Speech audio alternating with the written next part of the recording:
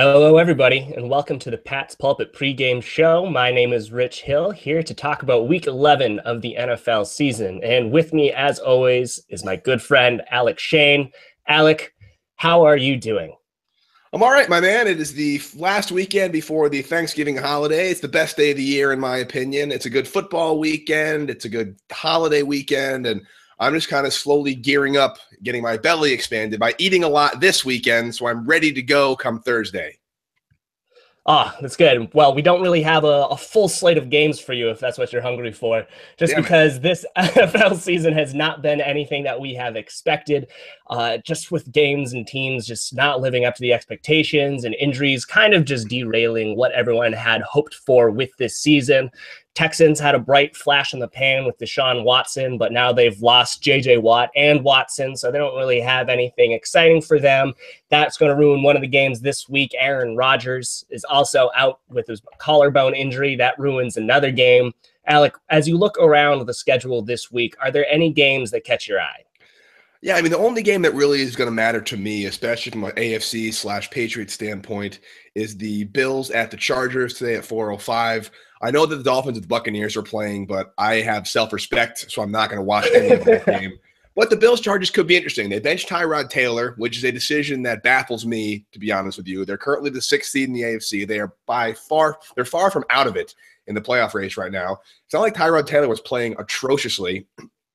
They have defensive woes. They have some receiving woes, but it's not like it's his fault. So they have a new guy starting at San Diego or at Los Angeles. I think that's going to be a really interesting game because if they have this guy and if he plays well, there may be a quarterback controversy. And I might go so far as to say the Bills' season is unofficially on the line today. Oh, totally. It absolutely is. And they have not a commanding lead of the 6th seed in the AFC, but they most certainly do have a lead because they are ahead of the Baltimore Ravens in the playoff hunt. The Ravens are 4-5. Joe Flacco was playing like he's one of the worst quarterbacks in the league. They're just not a team that worries anyone. And they're also ahead of the 4-5 Miami Dolphins, which is, as you said, is a team that no one really is worried about because they are also just terrible. So the Bills have everything. They have their season in the palm of their hand right now. This could be the first time that they will reach the postseason since 1999, and they've benched their starting quarterback. That doesn't make sense to me, especially because Tyrod, as you said, he's not bad. He's not going to be a top whatever quarterback, and he's certainly limited by the offensive playbook. But I think that's more on the coaches not adjusting to Tyrod's skill set as opposed to, any fault of Tyrod on his own.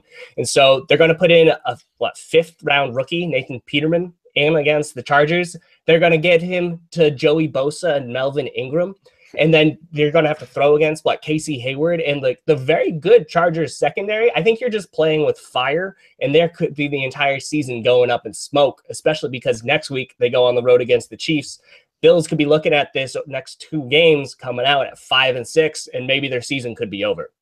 So, Rich, what do you think the thought process is from the Bills front office in benching Tyrod Taylor? Had a couple of lousy games, yes, but again, like you said, the Bills are still in it. They have control of their own destiny for that 6th seed. They're not going to win the AFC East based on the way the season's shaking out so far, but there's obviously a conscious choice to bench a tried and true, a battle-tested quarterback for a 5th-round rookie. What's the thought process there, do you think? Have the Bills had a thought process in their front office dating back to 1999? Yeah, honestly, they think that in the long run, Peterman could be a better fit for Rick Dennison's offense.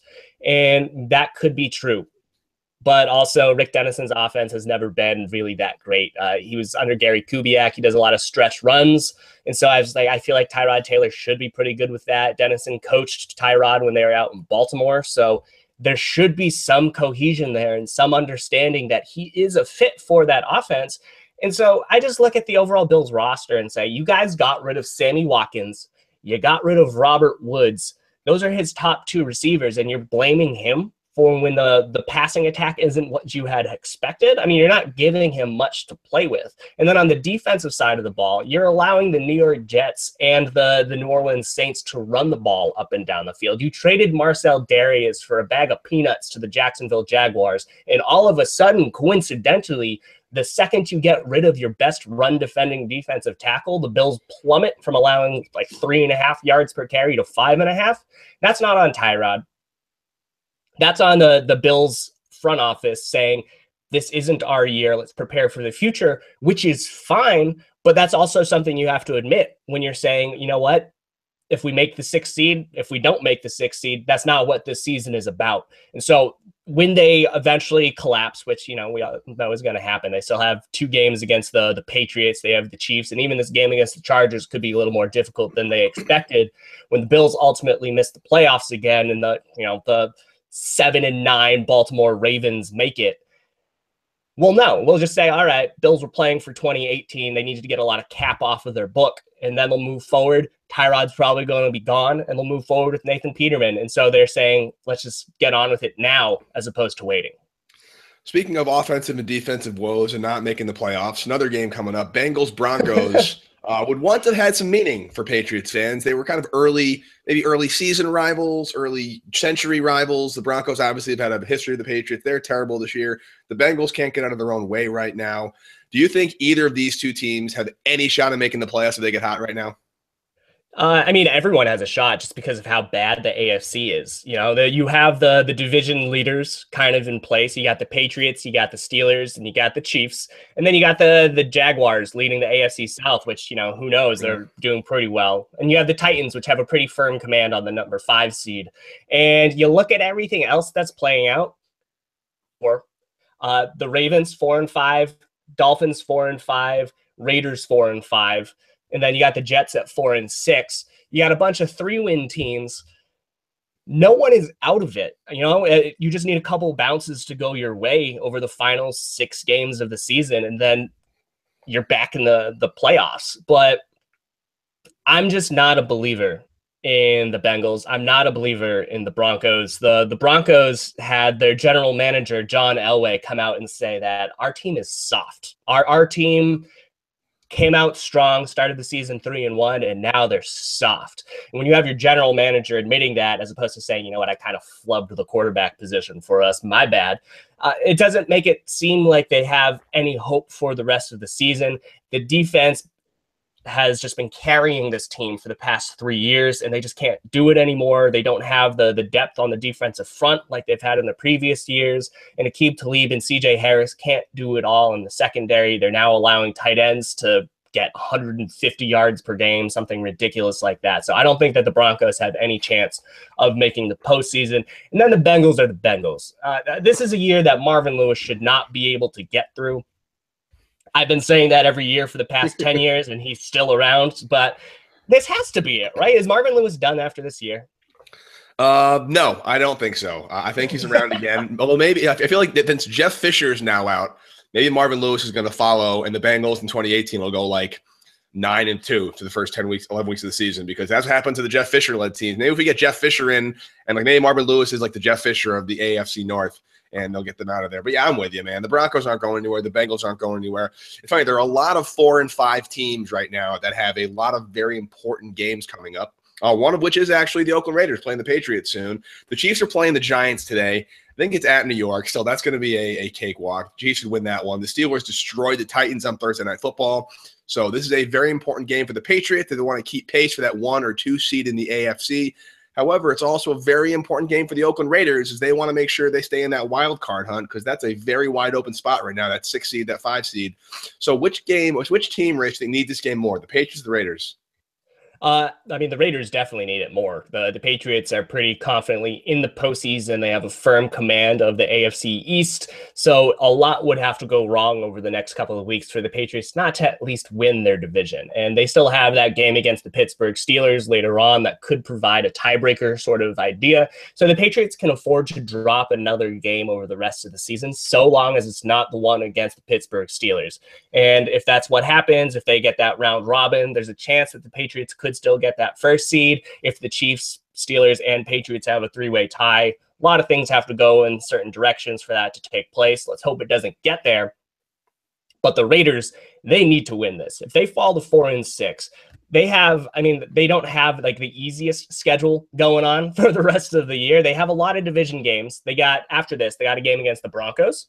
They got a game against the Giants, which, whatever, it should be a cakewalk. But then they close out the season at the Chiefs, hosting the Dallas Cowboys, at the Eagles, and at the Chargers. And so after this Patriots game, their final 6 weeks, they could very well go 2-4, lose to or beat the Giants, maybe beat the Broncos, maybe beat the Chargers. I don't know. It's very tough sledding after this. And so if the Raiders don't win today, then I'm pretty confident they can kiss their season goodbye. Interesting. And it's funny, you look at this Raiders roster, there's a lot of talent on the offensive side of the ball, especially. Carr's a good quarterback. You have Marshawn Lynch, obviously, a very solid receiver core, and Amari Cooper and Michael Crabtree and Cordell Patterson. But the offense has been very inconsistent this year. And this game between the Patriots and Raiders was slated by a lot of people as the potential AFC Championship preview. Everyone thought that whoever won this game was going to have home field advantage. It was Raiders and Patriots earlier on in the season.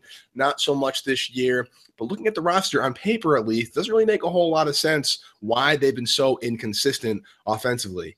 Rich, what's your opinion as to what's been going on offensively with the Raiders and why they can't seem to have a consistently effective passing or rushing attack?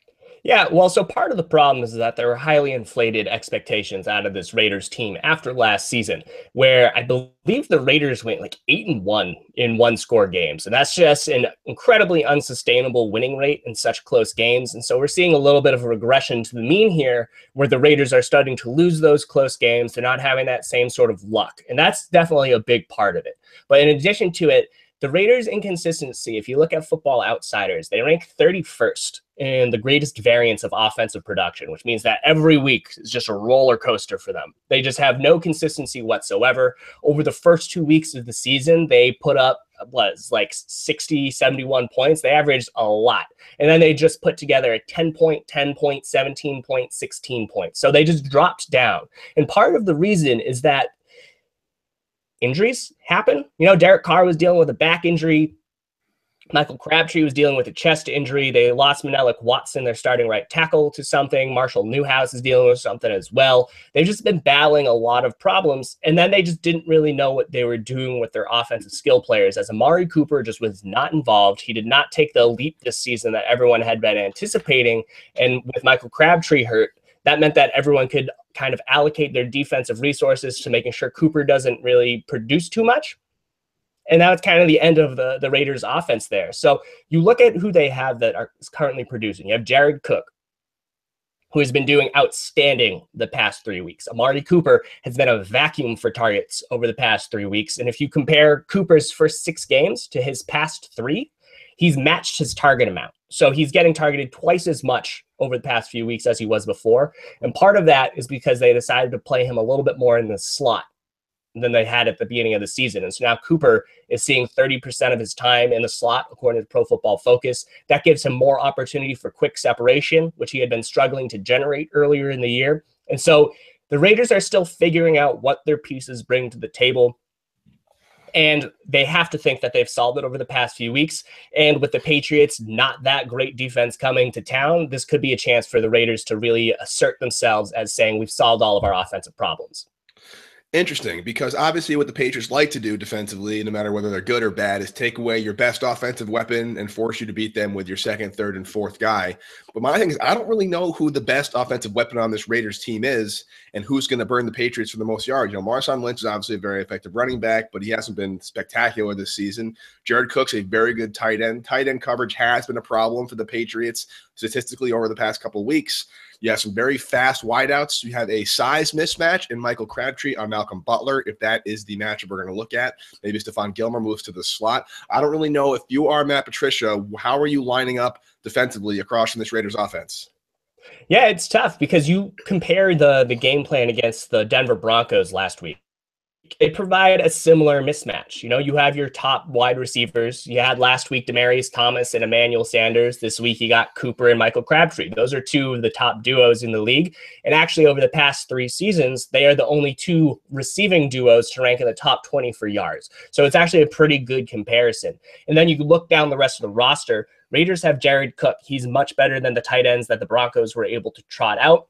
But the running backs are less effective in Oakland than the running backs in Denver. And the way that the Broncos kind of tried to game plan against the Patriots was to test the depth. And that's always been the way to beat the Patriots defense if you can't just win with your top guy outright. is to use your fourth and fifth guys out there, you know? And so the idea is that the fourth and fifth receivers, the fourth and fifth skill players on the Raiders are going to have to beat the fourth and fifth skill players of the New England Patriots.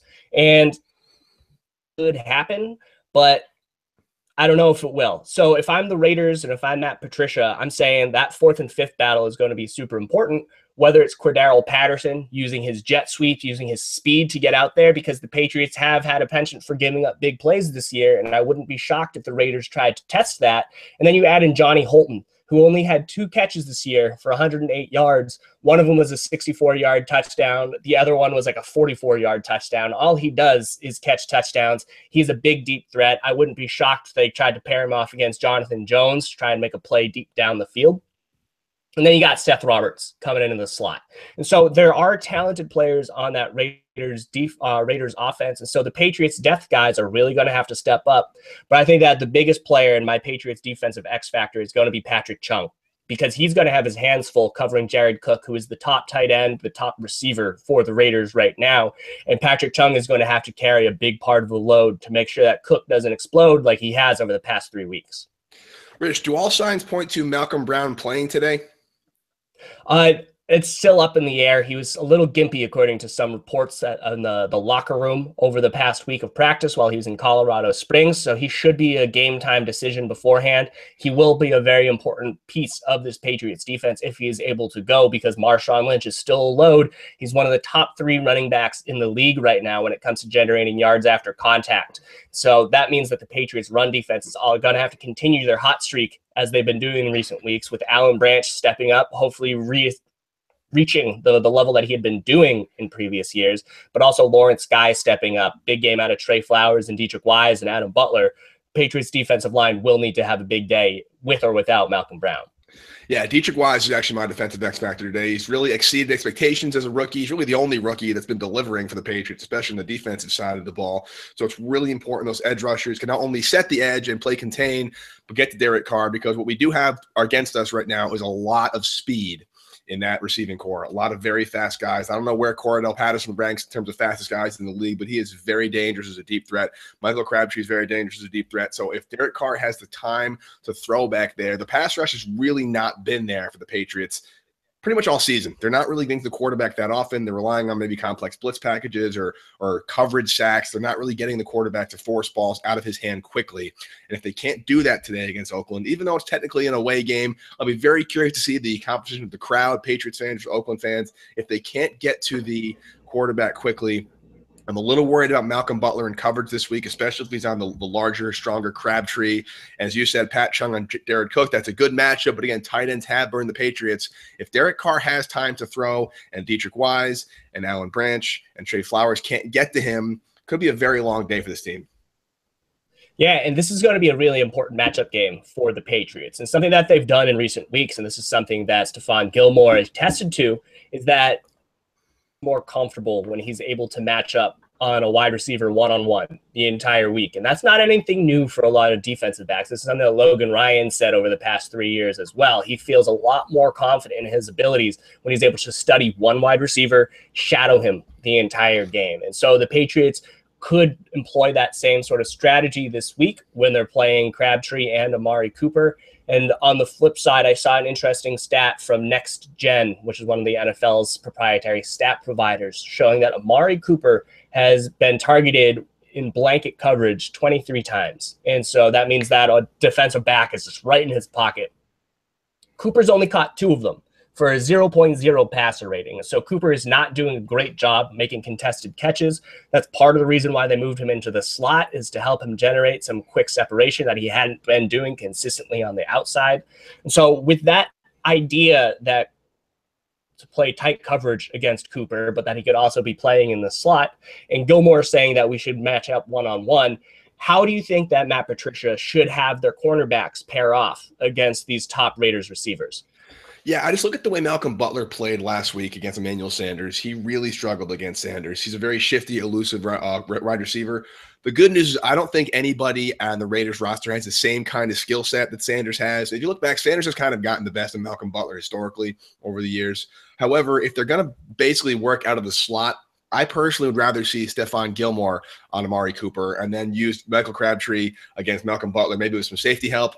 Maybe Johnson Batamosi comes in and provides a little more size and speed with Duron Harmon and Devin McCourty. Maybe he's cheating over to that side a little bit more. I just don't know if I want Malcolm Butler alone on an island against Crabtree, but I do trust Stephon Gilmore on Amari Cooper. I think that's a really good way to mark him out of the game.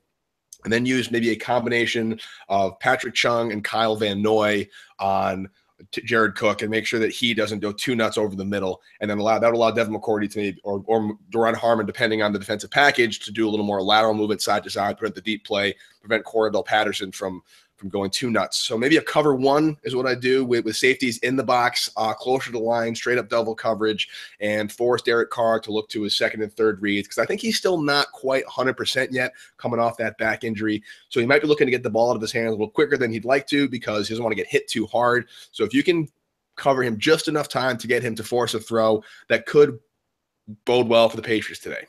Yeah, and so part of the benefit for New England playing that tight coverage, making sure that they take advantage of Derek Carr's quick passes, is that the Raiders have turned the ball over nearly twice a game over the past 7 weeks. You know, they've turned it over 6 times in weeks 8 and 9 against the Bills and the Dolphins. So that's something that the Patriots need to be very aware of, is that there are potential opportunities for them to force turnovers. And if they're able to do that with that tight coverage, with, you know, just putting bodies on bodies and hoping that there's a tip drill sort of opportunity for someone in the defense, that could really pay dividends for New England, especially because you look at the other side of the ball, that Raiders defense is not good. They have 0 interceptions this year. This is the first time in NFL history that a team has gone through the first 10 weeks of the season without an interception. That is incredible. The Raiders rank 32nd in the league in takeaways. They've only had 6 on the year. Let's really hope that this isn't the game that they kind of turn it on against the Patriots. So my thought is that if the Patriots are able to force a couple turnovers, the Raiders won't be able to take anything back on their side. But looking at the other side of the ball, if you're Josh McDaniels, if you're Tom Brady, how would you plan on taking on this Raiders defense? Well, the first thing I'd do is I'd call one Rich Hill and ask why the hell he just jinxed the no interception stat. And that's the first thing I do. And once I got an adequate explanation for that one, what I would do is I would focus on a pretty weak secondary, not good cornerbacks for the Raiders. TJ Carey, Dexter McDonald, Sean Smith, not talented guys. So I think what we saw last week against the Broncos, Brady more or less ignored the outside of the field. He ignored Aqib Talib, he ignored Harris, and he focused on mismatches in the running back and tight ends. I see more of the opposite this week. I think Brandon Cooks is going to have a field day. I think Amendola is going to have a field day. I think Philip Dorsett could even have a field day, because I don't see a really strong matchup. If you have body on body, Patriots offense, Denver defense, I think the Raiders defense loses every single individual matchup. So if they have to go zone, because they don't have enough guys to adequately cover, Brady loves zone coverage. He loves it. And the only guy I'm really worried about in the Raiders defense is Khalil Mack. I think he's an absolute game changer, especially with center David Andrews out. I think Ted Karras is going to be starting at center today. He's a middle linebacker. If he blitzes at the middle and Karras isn't quite ready with his blitz pickups yet, I'm not sure that could be a bad scene. But in terms of talent on talent, Brady, if he has time and the Raiders don't get to him, he's going to absolutely destroy the outside of the field, because the Patriots receivers are much better than the Raiders cornerbacks. So I would spread everybody out. I do a lot of no huddle, a lot of quick outs, and a couple deep shots downfield once the running game gets going. Yeah, and we're going off of this Raiders defense. They are currently right now, according to Matt Slive's Kevin Duffy, the 3rd worst passing defense in NFL history, according to passer rating. And so you can look at it. The 2015 Saints allowed opposing quarterbacks to have a passer rating of 116.2. That's the worst of all time. The 2008 Lions, that went 0-16, have the 2nd worst of all time, allowing 110.8. And this Raiders defense is allowing opposing quarterbacks to throw 110.5. So they are pretty much on par with the winless Detroit Lions when it comes to their quality of pass defense. Again, I'm not jinxing anything here. These are just the facts. The Raiders secondary has not been doing a good job covering anyone. According to Football Outsiders, they rank bottom 5, bottom 10 in pretty much every single category that you can think of out there. You know, they can't cover the top wide receiver. They can't cover the second one. They can't cover any of the 3rd or 4th receivers. They can't cover tight ends. They can't cover running backs. They can't cover short. They can't cover deep. Their best place where they cover is in the middle of the field. And that is because Carl Joseph is their only good player in the secondary. He is their strong safety. He'll play a lot in the box. He might get some matchups against Rob Gronkowski. And if I know Bill Belichick, if I know Josh McDaniels and Tom Brady, they're not going to force the issue. I'm sure that there will be opportunities for Gronkowski to be single covered by a linebacker at various points in times, and they'll find him that way. But if Carl Joseph is covering Rob Gronkowski, they won't look in his direction. They'll look at the cornerbacks, exactly as you said.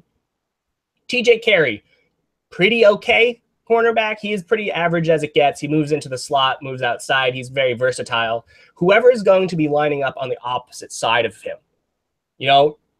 David Amerson was supposed to be their top cornerback, dealing with a foot injury, probably won't play. He hasn't played recently, so he's out. Pro Football Focus has Emerson as their worst cornerback in the entire league. His replacement, Dexter McDonald, as you said, second worst cornerback in the entire league. Tom Brady's going to find him and pick on him. Sean Smith is the other outside guy that'll come on in the nickel. He's like Pro Football Focus third worst cornerback. So there isn't very good depth in this Raiders secondary. Tom Brady isn't going to force it, even if, TJ Carey isn't the next Darrelle Revis. There's no reason to pick on him. We saw how Tom Brady against the Baltimore Ravens and Rashawn Melvin in the 2014 postseason, he wasn't playing across from a world beater, but Melvin was clearly the weak link. And so Brady said, I'm going to target you 20 times. I wouldn't be surprised if we saw a similar game plan this week where whether it's McDonald, whether it's Sean Smith, the Patriots are going to try and get a favorable matchup with Brandon Cooks out there, or even Philip Dorsett. He's going to test them deep because Reggie Nelson is having an extraordinarily down season at free safety, and there could be a lot of opportunities for big plays down the field, and that could just really put the Raiders on their heels and kind of take the edge out of their pass rush. So given the weakness of the Raiders secondary and the mismatches in coverage there, how do you see the Patriots utilizing the running game in this one? Are they going to abandon it completely because the matchup was better in the passing game, or are they going to make sure they set the run up so the play action is more effective? And as a follow-up to that question, which running back do you see having the biggest day today? Very good questions. Okay, so part of this I'm going to answer by looking at what Bill Belichick highlighted in his Bellustrator feature on Patriots.com. And when analyzing the strengths of this Raiders defense, Bill Belichick highlighted two players, Khalil Mack, Bruce Irvin. That's it. Those are the players that he dedicated his entire defensive attention to analyzing, because those are kind of their only good players on defense. They're their only consistent players. Khalil Mack is one of the top 3 pass rushers in the entire NFL. Bruce Irvin is one of the most athletic players in the entire league. So they are very considerable threats. What the Patriots have done in recent weeks against defenses that provide similar matchups, you look at the Chargers game where they had Joey Bosa and Melvin Ingram. You look at the Broncos game where they had Von Miller and Shane Ray. Patriots really got the game going by involving the running backs early on in the passing game.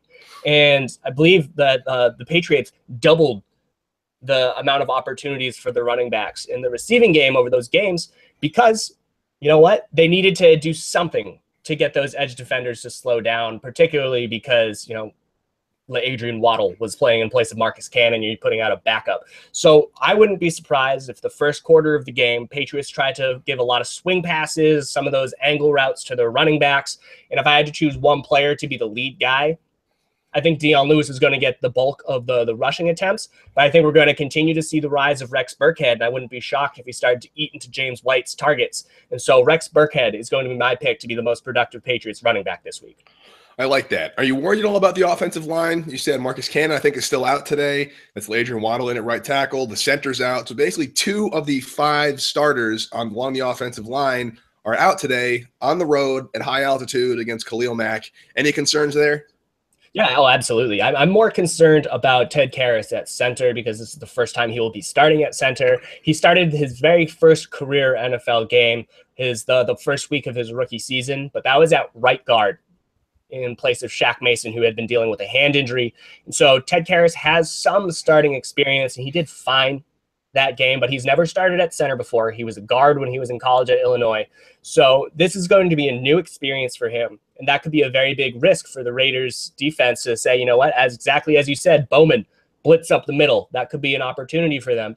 And maybe they'll move Khalil Mack to the inside just because, you know what, that could be a favorable matchup. So Ted Karras is my X factor for the Patriots this week. I trust Adrian Waddle. He had plenty of starting experience with the Detroit Lions. He held his own against Von Miller. He held his own in week 3 against the Houston Texans with J.J. Watt. He's fine. Adrian Waddle, I am not concerned about him one bit. He should be a starter somewhere in the league. Patriots were just very, very fortunate to pick him up on waivers when he was cut by the Lions a couple of years ago. They're good to go right there. I think that it's going to be the center with Ted Karras. There's going to be a lot of protection questions in the middle. Shaq Mason and Joe Thuney are going to have to give him some assistance in the middle until they feel comfortable with him working there. And there could be a trickle effect because David Andrews is the guy who calls out the blocking schemes for that offensive line. Could change some things. Hopefully they won't have any errors. If Ted Karras can come out and play a good game, the offense is going to be fine. I hope so, because as we've seen this over and over again, if you can collapse the middle of the pocket and not allow Brady to step up, that is a recipe for a win on the other side of the ball. It's very easy. You saw last week against the Broncos, all they did with Von Miller and Shane Ray was just push him to the outside. They kind of shoved him to that side because the middle of the pocket was clean. Brady could just step up real quick and hit his tight ends and running backs. But if that middle of the pocket collapses, Brady's forced to throw off his back foot. Could be that first interception that you suddenly managed to talk about for the Raiders earlier today. Hopefully it won't happen. But actually, I'm going to go with Brandon Cooks as my X factor today. I think this is finally the week Brady and Cooks hook up for a very deep touchdown pass, like a streak pass, or even like a screen that he takes. So I feel like he's going to have a really big day. I don't think he is a real problem for the Raiders secondary. No one really matches up on him speed for speed. So I think he has a massive day today. If that pocket is clean, like I said, if Karras does what he's supposed to do and those guards are able to allow Brady to step up, he'll have time, play action, hit Cooks deep, and it could be over early. However, it could also be an offensive shootout. I can see this game kind of going down to the wire, trading scores back and forth, and it comes down to maybe Brady pulling one out late. But to that degree, time for predictions, Rich. You get to go first because last time I really, really whiffed in my 15-12 Patriots loss at Denver. At least you were a little closer with 24-19 Patriots winning. That gives you first dibs on the at Oakland Raiders today. Who you got? I think that the Patriots are going to be pretty comfortable in this one. I think that they have the talent on the offensive side of the ball to just completely exploit that Raiders defense. And I think that the Patriots have enough matchup ability on defense to slow down this Raiders offense. I'm going to go with the New England Patriots winning this one 35-24. High-scoring game. I like that. I think the Patriots win this one as well. Again, my gut instinct tells me that they win big, so I'm going to go a little narrower to kind of keep my Georgia stands opposite streak alive.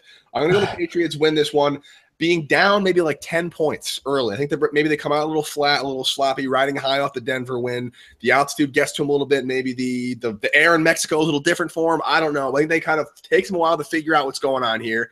They maybe take a like 7 to 10 point deficit into halftime, come out, do really well in the second quarter and the second half, and they pull this one out 28-17. Oh, that'll be a good one. All right. Well, I'll be happy with the Patriots winning in either of those scores. We'll have all of our post-game recap information at patspulpit.com. Make sure you follow along. We'll have our podcast recapping this game on Monday night. It'll be released on Tuesday morning. Alec, do you have any final thoughts heading into this game? Yo soy fiesta, buddy. Yeah, have a good one, man. See ya.